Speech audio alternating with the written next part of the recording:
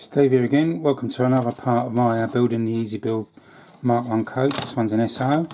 I'm working on the floor now, or the chassis. That's the floor as it comes. There's two holes in each end, and these fit into there. You glue them on with a bit of two-part epoxy. They're threaded, and in the kit comes two nice bolts with Allen key heads. The bogies just bolt straight onto that. It's a very nice way of fixing it. So, but I'm not going to put those on at the moment. I did last time, bit of a mistake, because these sit slightly proud, and which means you can't lay this flat. So I'll put those on last. Now, one mistake. I'll go on to that in a minute. The first thing I've got to do, the instructions tell you, and this is easy to do, is put on these U channels. There's 5 of them. There's 3 tall ones, 2 short ones, and then to the outside of that attaches this L channel. Sorry, that's better. L channel. Now, basically, so it fits across there, and you put a little nick, and it folds down. Now, sorry, that's my grandson. I've got him here today.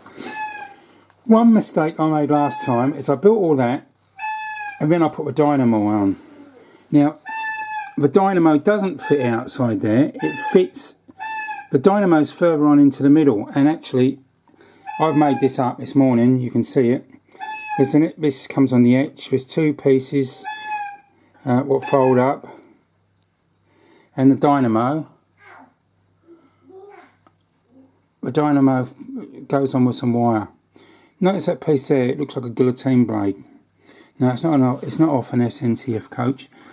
What it was for, and this is a mistake, is actually I made. What happens is the Dynamo straddled the internal truss rod, and it went like let's get this right. Sorry. It went like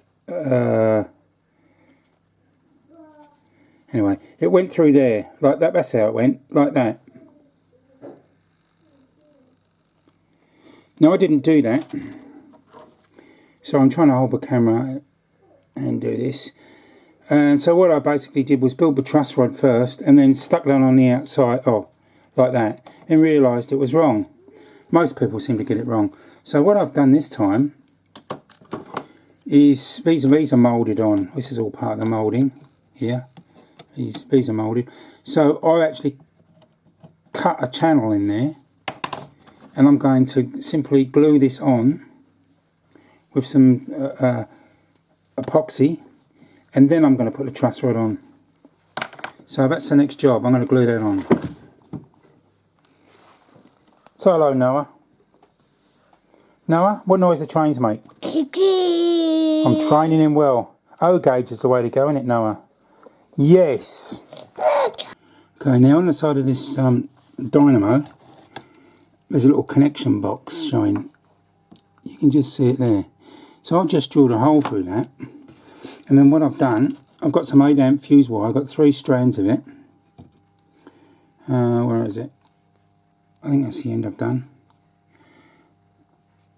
Yeah, that's the end I've done. So what I've done is I held the 3 ends in the jaws of a set of pliers, left one longer. I've just twisted it together, and then I've soldered up the end. I'm going to poke that one through the hole and super glue it in place, and then I'm going to attach the other end up onto there, so it looked like there's a cable connected to it. That's the idea. Well, it's taken me about half an hour. I put these struts on last night. Hang on, that's going to go up there. Just have to hold that up. So I've glued all these on. I'll put one with Dynamo, and you can see how it straddles. It straddles this. The base was glued on. All the epoxy came out, obviously, and I just leave it about 10-15 minutes. Still plastic, and then scrape it away. Just don't let it get too hard. But once it's set, you can scrap it away. I'm pretty pleased with the Dynamo. And as you can see, there's that cable I put on. Where is it? There it is. I drilled a hole through that, super glued in. So it looks pretty good. Now I'm just going to put the struts. The struts will go from there down to the side. Okay, I've now got on all the truss rods. Dynamo's on. And I've just put in the battery boxes. And the little truss rods, 45 degrees or whatever it is, will go down to the side. These have only just been put on. There's a bit of glue out the back. But I don't know if you can see it or not. I'll let that set for about 10 minutes and just pick it off with a craft knife. It'll be fine.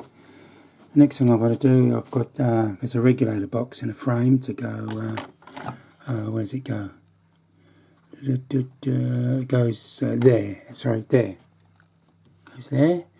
And then I've got there's brake cylinders to go on each side, and associated pull rods. I mean, not much more to do. Well, I've finished the chassis. Got the Dynamo on in the right place, right above this truss rod where it should be. Put a bit of plastic card on to represent the belt.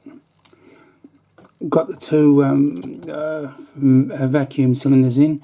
I've also represented the brake rod, battery boxes, regulator, another vacuum cylinder, and the DA valves are in. This bogey's on, and I've just left this one off so you can see these glue on. Bogey sits on top, and there's this nice little screw, little Allen key goes in the top. So that's just about it. I've got to paint it now. Bit of murky stuff on the bottom, but who really cares? I wouldn't imagine they were too pristine, these bogies. So there it is up top. I think